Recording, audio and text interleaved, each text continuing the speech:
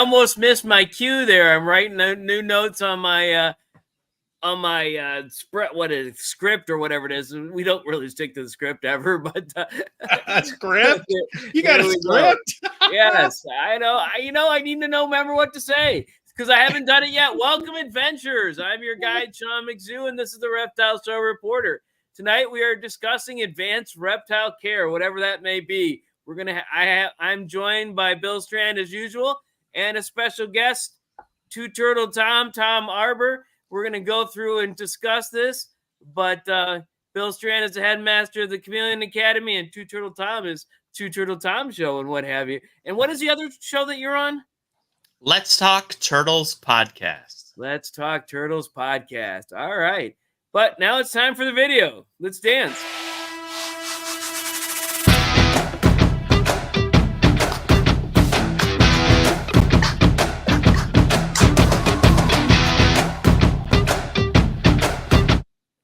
All right. It's a little, I don't know. It was a little longer today. It's always the same length because it's the same video. But anyways, so Two Turtle Tom's here, but I'm not going to put his picture up because he's right there. And Eliza Ann is here already. So let's go ahead and figure out where she's at.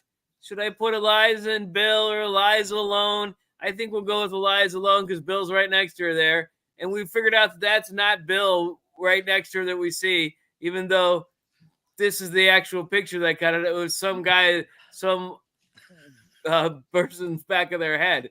So there you go. That's all right. Shoulder. It's a good shoulder. Right. No, what I'm talking about is right between you and Eliza. There's a gentleman's head that's been shaved right looks behind like the back of my head. Oh, yeah. I wasn't there, though. There. Oh, so excited. We get to update the photo in September, but I don't know that yet. All right. Yes. Okay. Yes. All right. Who else is commenting? Eliza. Yeah. All right. And you actually said that. Okay. Now I understand the comment because I was looking at something else.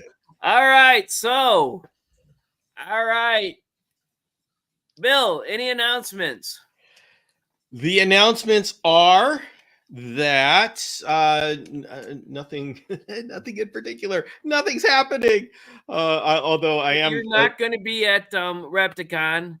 I won't be. I won't be at Animal Con. Animal Con, yeah, that's what it's at called, the beginning of October. I will be at Clint's Reptiles 5th anniversary celebration in Utah, and that is going to be cool. September 27th, 28th.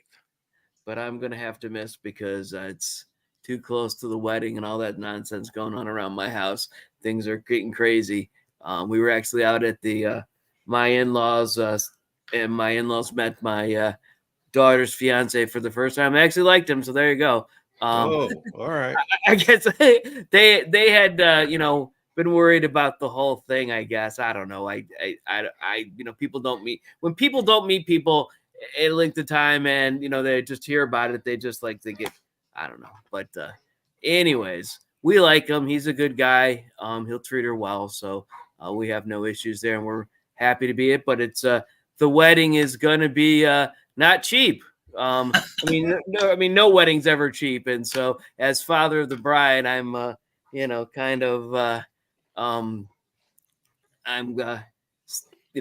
the bill. Animals. Yeah. All right, I'm going to stop talking before I stick my foot in my mouth anymore. We got ourselves a Kiki. Go ahead. We got ourselves a Kiki. All right. Thanks for showing up and getting me out of this mess that everybody needs a Kiki. Stepped into. All right. Let's see. Bringing up the. There we go. And Abby's grinding. Hey. You guys hear that? Probably not. She's probably too distant. So, all right. So we have other people. Hey, Mossy Incarnation is here. All right. So, oops, there we go. Mossy, and that's not her. That she's right below this. Hey. I'm predicting that someone will be here, I guess. Mikey Ben, you're not here. I predicted it by putting up your picture, and I didn't. But anyways, let's see. I don't know the answer to whether there's tickets for the Clint event. Hmm. Um, Okay. Airplane tickets, but Mhm. not. I don't know about entry tickets. All right. There probably is. You got to set something up, I guess. I don't know, but You know what? I have my responsibilities, mhm. and I will fulfill my responsibilities. Mhm. All right. Two Turtle, what's going on with you? Turtle. Any Tom, any announcements or anything? Your show is your Thursday night show is off for the summer because On you're going to be gone so much. I on think. If I remember. hiatus. I was Yeah. in New England for about 13 days about a month ago, and then in 2 weeks, week and a half, we head down to South Carolina to finish our summer at the beach. And I will be looking for sea turtle nests, and hopefully, I'm hoping to see a sea turtle nest hatch. That's my Whoa! dream. That would be awesome. Really awesome. Wow. Yeah. You got to be out there Video it late so I could at see it. night to see that. But the volunteers track when each nest hatches. And like 2 days after the nest hatches, they actually will dig up the whole nest and count all the eggs and see if there are any stragglers that haven't hatched yet. So that's Wow. another good chance to see a little baby sea turtle. Wow, that is awesome. The only sea turtles I've seen have been at the what was it? It's the Tampa area. I don't know. There's an aquarium there that takes care of injured Mhm. sea turtles, and so I don't know what it's called. It's actually Clearwater, I believe, or St. Pete area. That's all the same kind of area in Florida, but Yeah. I've been to that one a bunch of time. Actually, was a member at some point. And I think I bought a bunch of dolphin pictures where dolphins were, did. I think it was shirts with dolphin painting, but there you go. All right. All right. So, any announcements for me? My podcast is on the monthly for the summer. I don't know who the next podcast is going to be. So, if you want to be famous or infamous, reach out and we'll talk about what to do or not do. And I'll find somebody. It seems like I always do. I get like at this point where I'm like, holy mackerel, I don't have a podcast because I have no one to record. And then they drop out of the sky. So let's just hope that happens again and we'll see. I like to be, my mentor told me once that you should be 3 shows ahead. And at one point I actually was. I had 3 in the can that I was editing the first one and that kind of faded as summer's gone on because this summer I didn't go down to a Reptile show even though the Medina show was yesterday or this week, because I was so tired after the drive to the in-laws and what have you. But anyways, and Sunday's the day of rest usually for me, unless I can rest on Saturday. But I mix it another day. But I digress a lot from our topic. So, any other announcements or anything else we need to talk about to start with? All right. Do we have anybody new? James Cross. There we go. James Cross. James had to get The glasses. DIY chameleon guy. And I didn't watch there was a show today, right? The DIY show today? There was. All right. I gotta put that. YouTube won't let me save anything today for the last 3 days. Like, I don't know. It says downloading, try to download something, and it just says download, and I get this death spiral. So I just don't know what happened. I don't know if I've been locked out or whatever, but I'll have to figure that out. But I have the special YouTube whatever premium, so they don't have to listen to commercials. But so I can't download stuff, so I have to put it in. I watch a little bit and leave it in the pile to watch later. But anyways, That's too much information for everybody tonight. This morning, we interviewed Marsha Ann, and she literally makes resin molded parts in her garage. That's what I saw. I did see something about resin molding, and I saw some. Either one of you did some kind of an advertisement for it because I saw that. That's all I saw, and I didn't get. And I think I went back to sleep. But anyways, I thought, when she first said that she was doing feeder run cups out of resin, I assumed it was a resin 3D printer, but no, That is not the case. It's not 3D printed. She literally has a mold that she pours resin into and then puts That's into a centrifuge type thing awesome. Where's she doing that out of? in her garage. Okay. What state? Oh, Georgia. Georgia. Yeah, in her garage. You know what? Not her basement? I don't know makes a difference, context. Bill. I'm not responsible for context. All right, I'm going to be trouble tonight. I already know it. I've already I got can myself see in this is trouble. going to be. Yeah, where's that script of yours, Sean? I'm not. I am way off the script. I'm done. Oh wait. So how would you define? I'm gonna ask Tom first, and then ask Bill, and I'm gonna put in my 2 cents if there's anything left. How would you define an advanced reptile? I think for me, it's working with species that not many people have worked with and haven't been successful with, and it's coming up with new ways to do things for the species that people have had success with to make their lives better. So what is to success? Keeping it alive, having it for a long period of time, getting it to breed, getting a next generation and growing the next generation up. What is actual success? You know, for some species, it's just living more than 6 months. I mean, I think we all remember when we bought pet reptiles, right? And like when I was 10 or 12, I bought a lizard and it would last maybe 6 months, maybe a year. It was a wild caught animal and nobody really knew what to do. I mean, ZooMed didn't even produce UVB bulbs until like 94 or something like that. So I was keeping reptiles long before that. So for me, right, it was just getting things to live when I was a kid.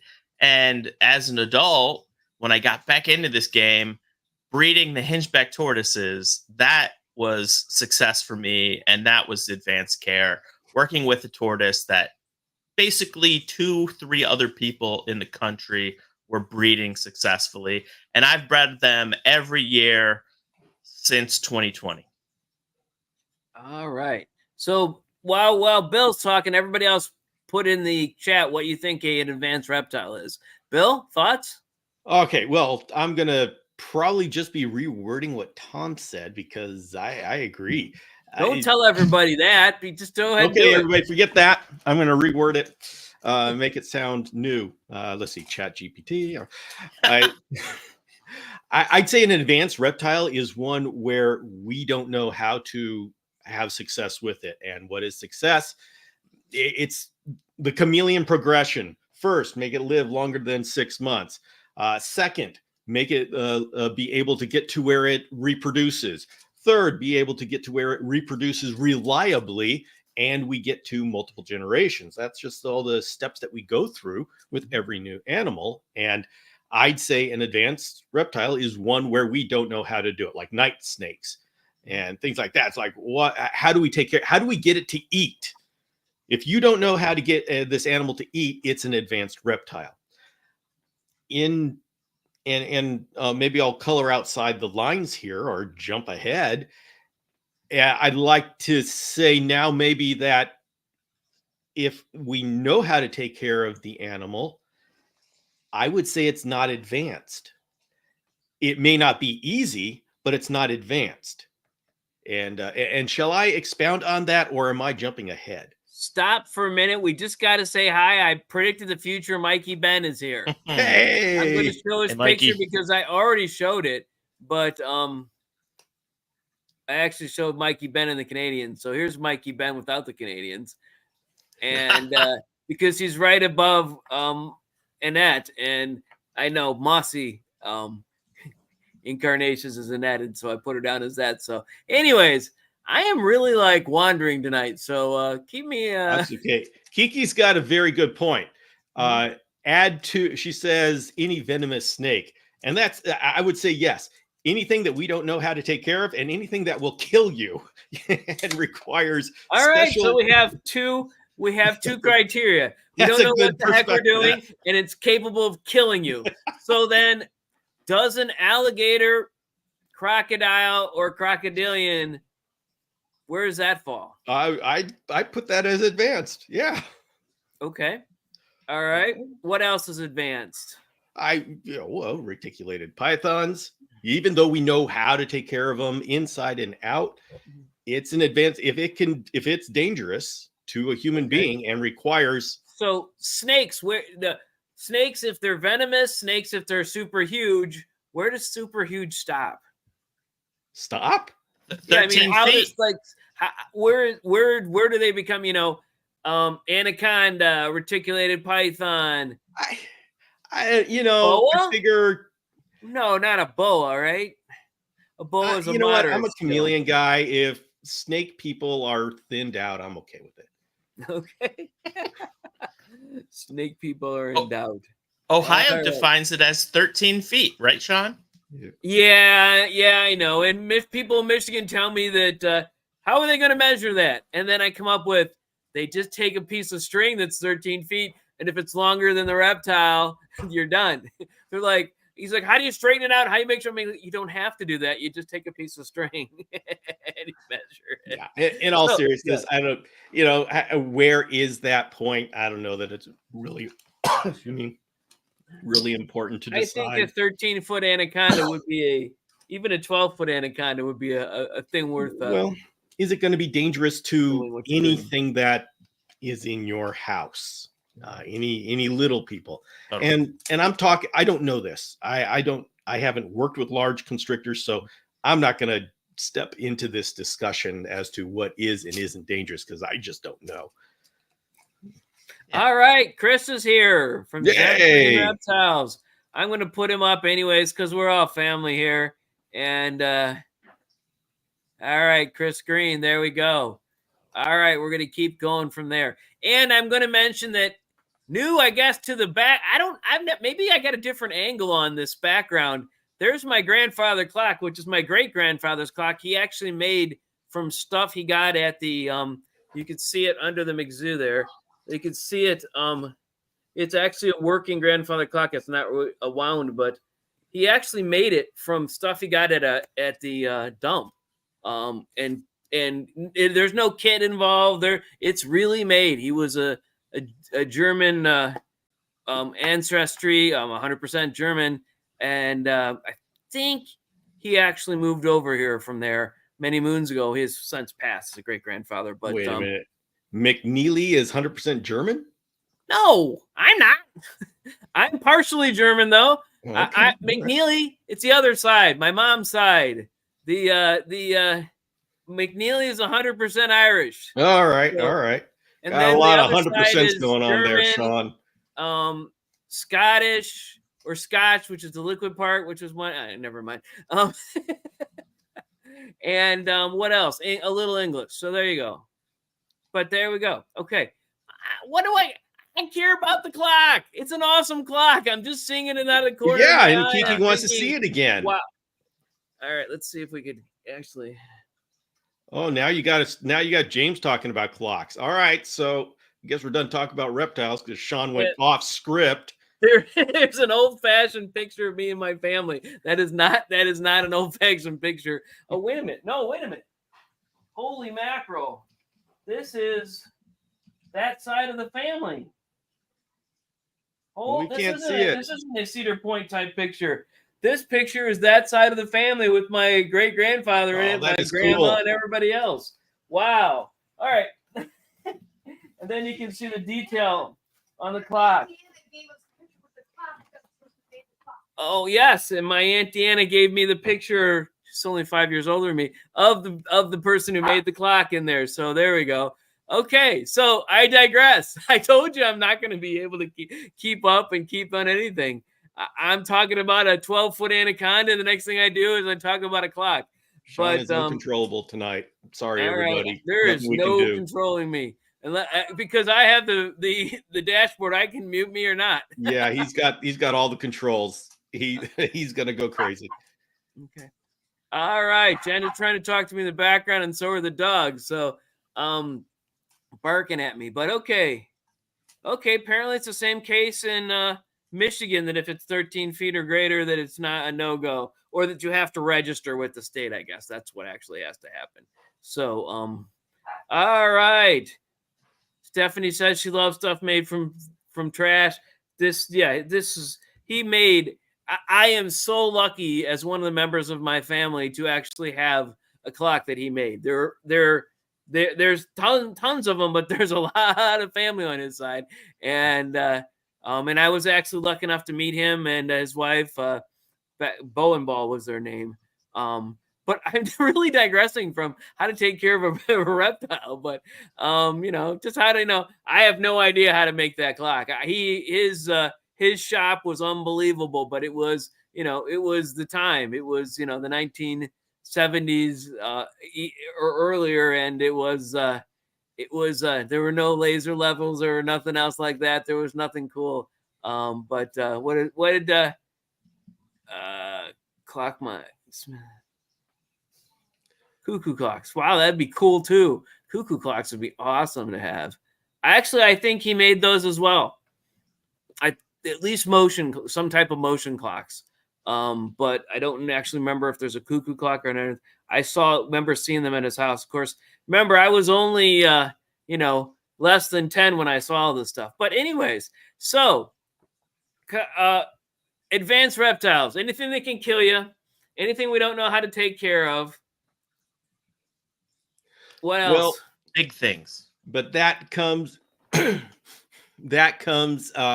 and that begs the question, well, wait a minute, aren't there a whole lot of reptiles that we call advanced, but we know how to take care of? What about those? Like the chameleon. I mean, like a panther chameleon. Chameleons are often considered advanced, and when they're not considered advanced, they're considered intermediate. And the question is, we know how to take care of panther chameleons inside and out. In fact, we have so many different ways of taking care of panther chameleons. We have fractured the community into these cults of different husbandry care. And so, thou shalt fog or not fog. The fog father's here, though, so we'll stay with the fog. Of course, the three of us all believe in fog. At least Tom, I think you believe in fog. But I'm not an acolyte of the fog, but yeah, I support the fog.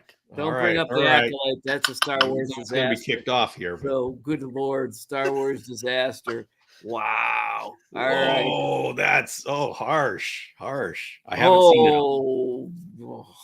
I haven't seen it all. I've heard some cringy things about it, but I need to see it. The fog father is saying fog it. All right. So,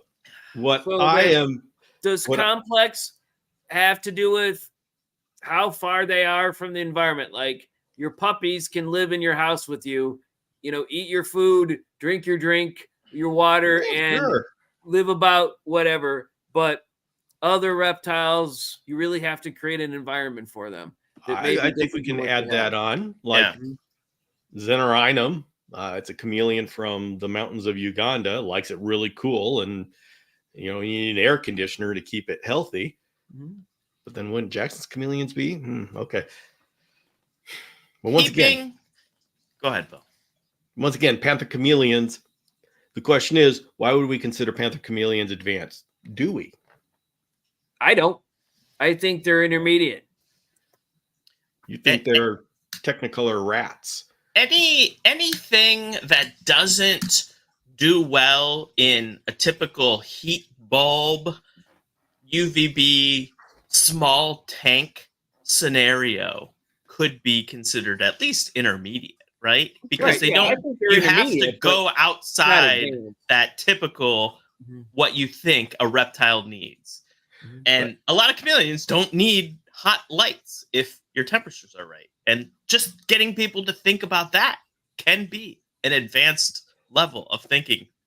Well, if you can easily go and purchase everything you need, we need a different we need more categories than beginner, advanced, intermediate, and advanced, because things fall into advanced care. What about a huge venomous snake? Totally. And you have things that are, beginner care or what have you. And I mean, even reptiles as a whole, there really are no beginner reptiles. We say that there are some that are very hard to kill, but we're not really taking good care of them if we're beginning them. I mean, you need to do something better. You need to be able to take care of an animal, which is much easier to get into reptiles themselves. So I don't know. I don't what even in really the world would you start with? If you are saying that reptiles are advanced, what would you start with that would help you make that step? I didn't say that reptiles are advanced. I said they're not beginner pets. Well, okay. There's a Then total they're difference between intermediate. those So two. what do you use to start? The reptiles are advanced, no, they're not really beginner pets. Okay. The beginner Then what pet are is something they? like a what do they call those things? My daughter has a bunch of them. Rats? Hermit crab. Hermit crab. Hermit crab. Crabs. If you listen to the Animals at Home podcast, you will Oh, understand how Well, advanced she's the not hermit doing crab much, is. and they still live. So I don't know. But all right. What about size? Just big animals or really, really small animals could be advanced. It's hard to feed something really, really small, and it costs a lot of money to do housing for a big animal. Was it someone mentioned sulcata tortoises? They're seen as a beginner, but they can destroy your house. Those are tanks. They can destroy anything. Yeah. And so most people aren't set up to take care of a tortoise. What about keeping an animal? But they sell them for $20 and in a tiny little spot, less than 4 inches, they sell them, and people expect them to stay that long. Yep. And they live 150 years, so your great grandkids will be taking care of them. So there you go. But that's not event. Those that live longer than one lifetime, that's an advanced thing. Boy, we got a lot of advanced stuff out there. Yeah. And that's an advanced skill. I mean, you need to plan on it. Keeping a reptile in a habitat, which we touched on this a little bit, but it doesn't naturally do well in. So, for example, people keep red-footed tortoises really well in Florida, right? A red-foot tortoise, keeping it outside in Florida, that's about as easy as you can get.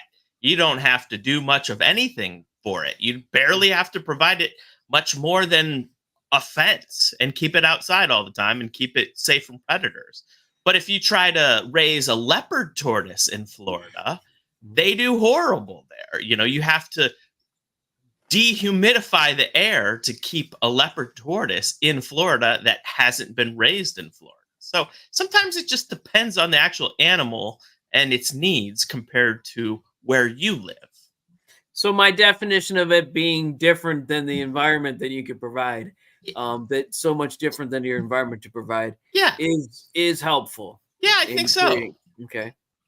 And where did successful chameleon keeping really start?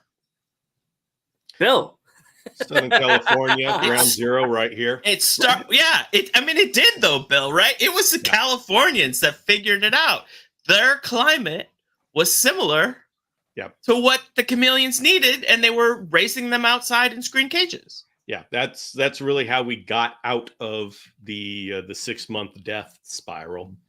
Is those of us in Southern California stopped keeping them in aquariums and just let them roam free in large enclosures, and we said, oh, okay, hey, how about screen cages?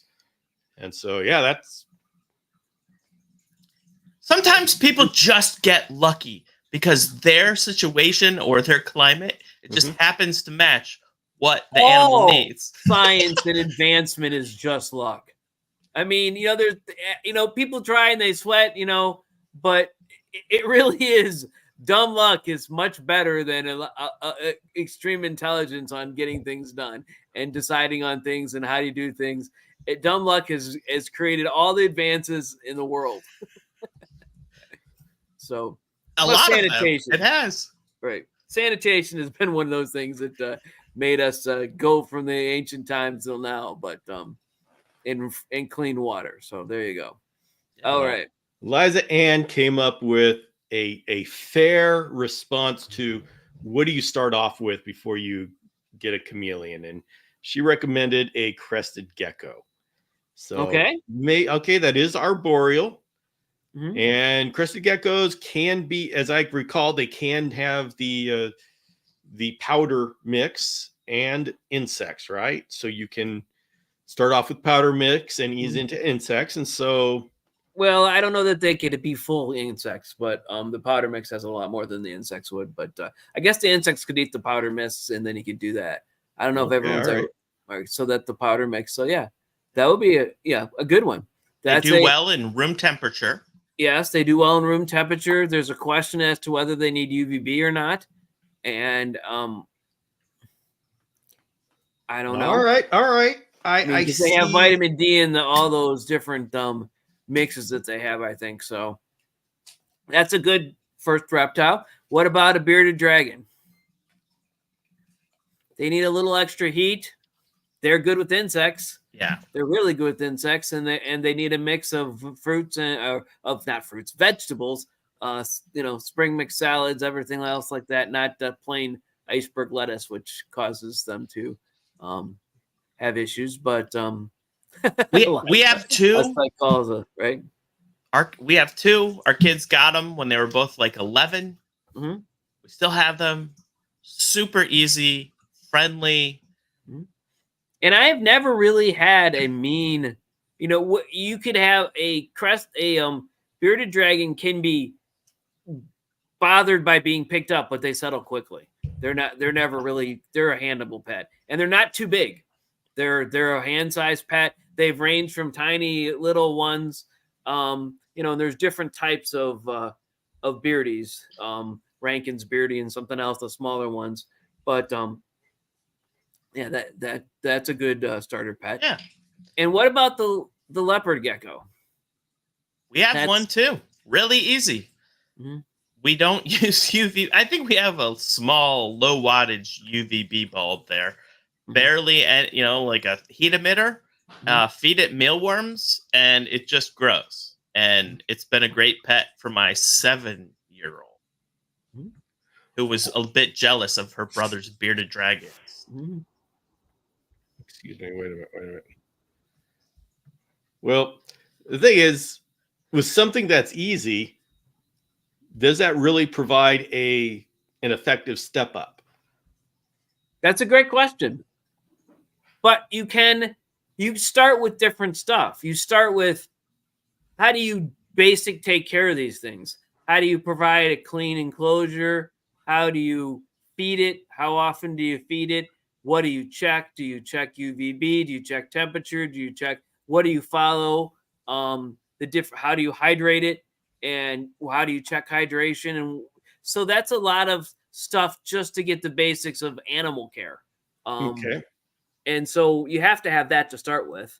I mean, you could go crazy and get a king cobra and learn on the fly. Hopefully you have some anti-venom at your local zoo to when you don't. It's like Parsons chameleons. Yeah. There's always the question. People love Parsons chameleons. Should you get a chameleon that you're really not as excited about because it's a veiled chameleon because it's easier than a Parsons chameleon? Is that fair to the veiled chameleon? You could choose between veiled and panther. I mean, well, but it's still not what you want. I don't know. I guess we're done here. My work is done. Mic drop. I don't know. It depends. Okay, let's see. Okay, Liza Ann has a good experience here. Remember when I first got my veiled, it was like drinking water from a fire hose. My gecko was very simple to learn his care quickly and not feel overwhelmed by all the technicalities a chameleon requires. Well, Liza Ann, the question is, but you had a gecko, so how did that lessen the fire hose?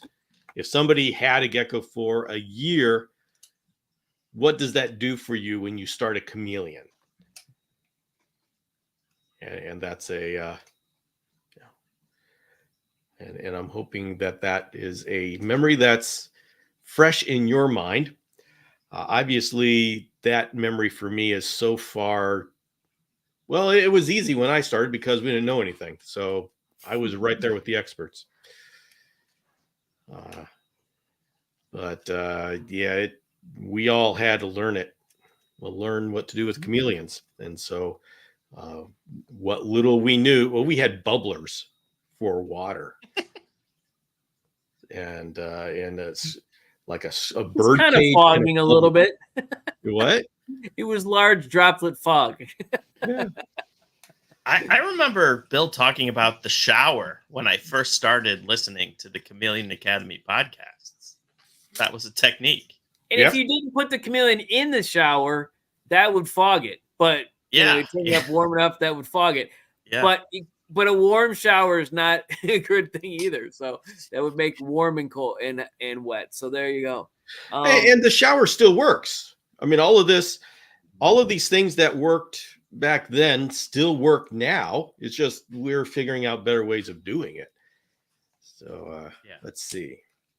Really, I got my gecko after my veiled. And so, that's why the gecko was easy, because you started hard. Just remember learning the gecko care and feeling like it was so much easier. I was afraid I was missing something. Yeah. People consider us chameleon people nuts. So I've got that more. We are, but that's for other reasons. Yeah, I was talking to Patrick. What's his last name? With the green tree pythons, and he's saying you chameleon people are just crazy. So let's see. So shedding was unfamiliar from her in the humidity. So all right. So okay. So have we decided that getting easy reptile is a good starting point, or should we just go to the difficult reptile or an intermediate reptile, or what should we do? Well, I think you should start with a reptile where the care is well established, and then decide, are you willing to give that care? Like, so even that actually, by our original definition, is not a what did we just say? Intermediate, advanced reptile. I had to look up the name title of the thing. I'm getting a little slower here today. It's not an advanced reptile then if the care is well established. Yeah, and for an example, we'll take the panther chameleon. It is well established how to take care of panther chameleon. It's considered advanced because there's a lot of steps to take and a lot of things you got to take a look at. But the information is there. There's shopping lists available. There's breeders breeders on every street corner who are there to help you. Will help you get the information, the equipment you need, and be there to handhold you through the entire process. All you have to do is say, yes, I'm going to spend the money to get the appropriate cage, spend the money to get a UVB. You just have to make the decision to do it, and then follow. Not this, I'm going to make it up as I go along, and then I'm going to DM Bill and say, hey, what do you think? Oh, I think you should read my entire website. That's what I think. But anyway, now, okay, enough of my... How many pages is it? I got a lot of pages. Way too many. Way too many. But that doesn't... It's necessary, but it's way too many. Yeah, I mean, okay, so now I am working on optimizing it, but just because I haven't optimized it doesn't mean that you don't read what's available.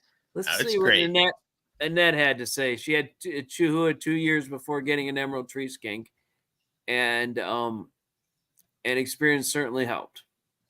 All right, there we go. Yeah, I'd say a Chihuahua is at least intermediate. Chihuahuas are just like crested, except for you have to watch your fingers because they get really bitey, especially when the females lay eggs or go into that whatever thing. They're very defensive. I've had 4 Chihuahuas. 2 of them were Ann Panettes, but her Chihuahuas like to chomp on me. I learned how to figure it out, not to get bitten, but they don't, just leaves a couple of red marks there after the blood seeps out of the finger. But Oh, guys, we got to bring up some of James's talking about what he did early on. Oh my goodness. Let's see, another big. Oh. No, that one's okay. Let's go down to another 3. All right, another 3 down. What's for me? I'm just start. I'm gonna. Wow, I almost ended the stream. Why would I? Why am I? I am not doing well tonight. So there we go. He says another big mistake I made was running a humidifier that ran off of heat. Well, making it a sauna. Yeah, there you go. Not a sauna. That's dry, right? Steamer. No, sauna could be either dry or wet. But good. Then I can say sauna. Yeah, so there you go. So sauna. And then this is the best one. The one right under that. Sometimes I would boil water in the kitchen to get the house humid. We do what we have to. I mean, hey, I turned ice cubes on top instead of a dripper. So there you go. But all right. So let's see.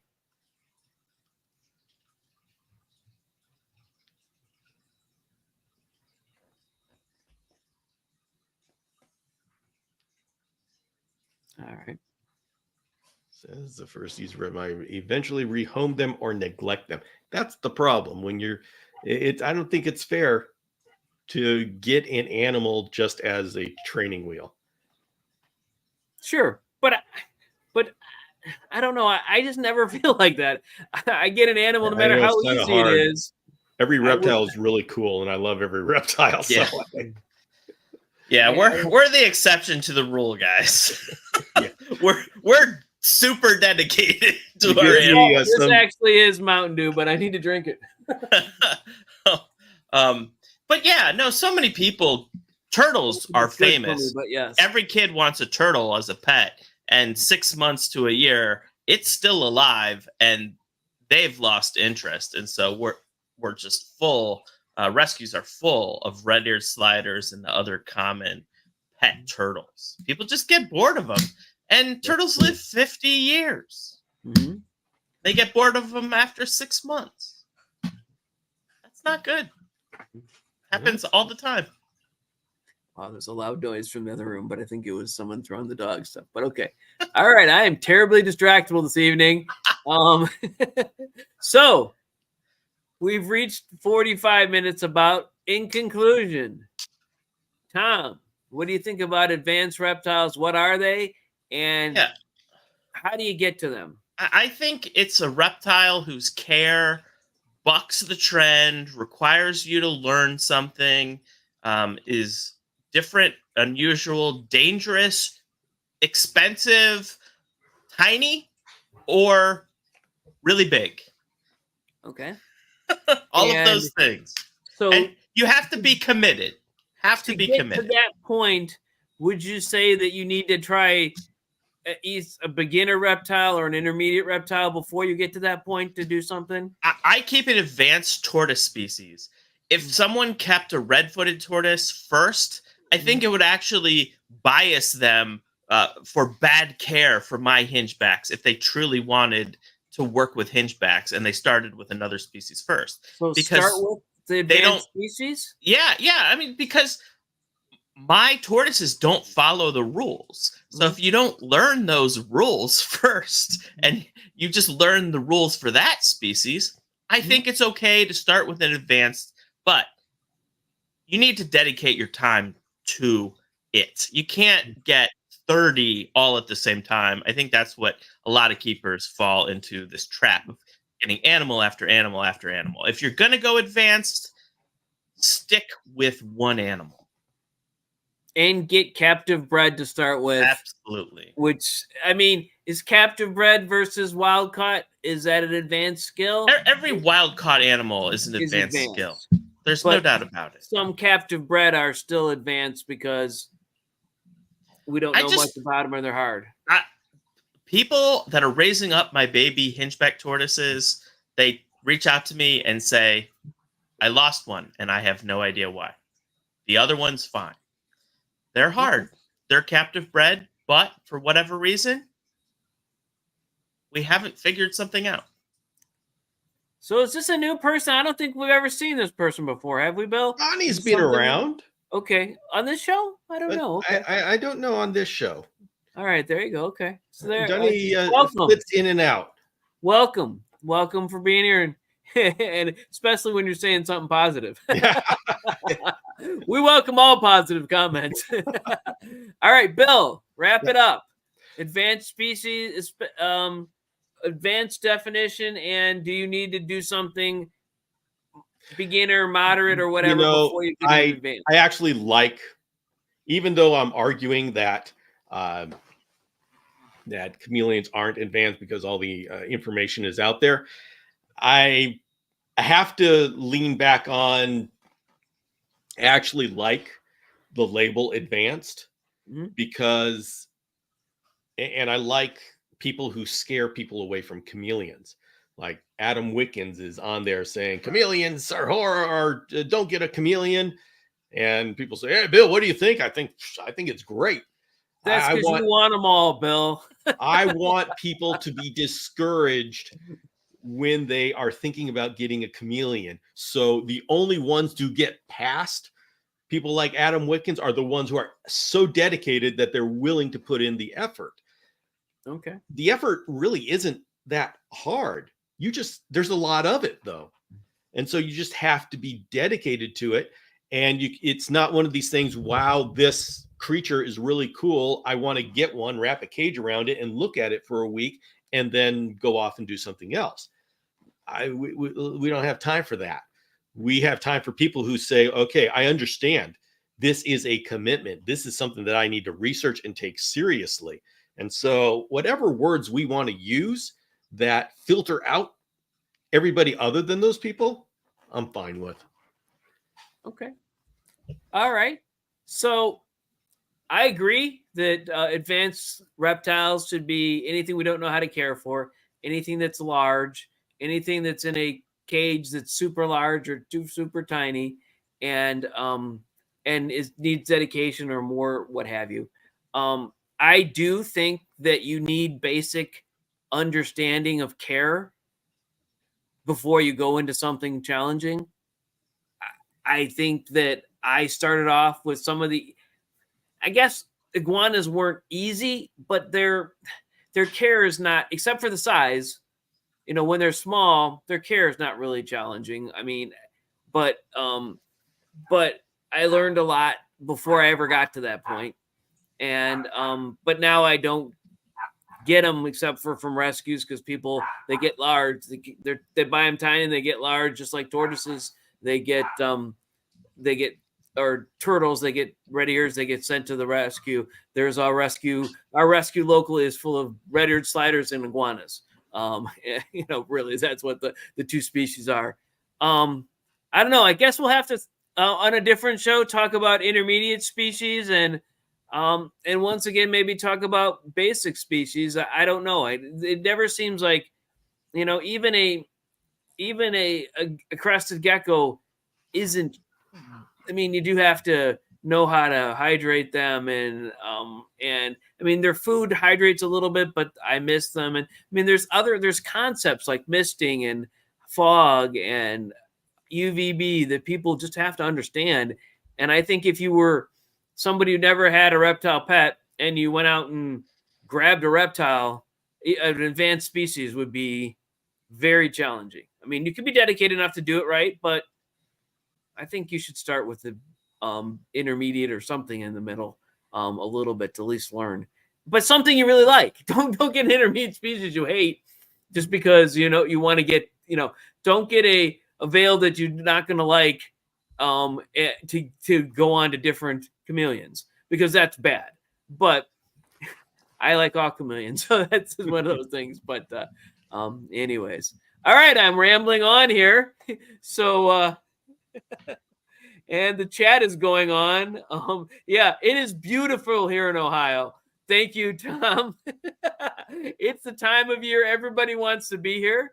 It's they're talking about these 100-degree temperatures, and we're like 72 to 80. You know, it's kind of like room temperature outside, except for there's a breeze and a little bit of sunshine, and it's beautiful, and nature's all around us. And so yes, it's really awesome here.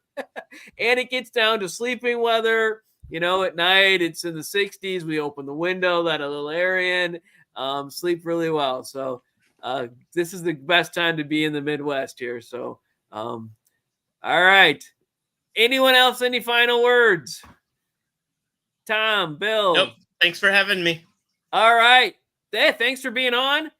Thanks, Bill, once again. Have a good night, everyone. Thanks for joining us.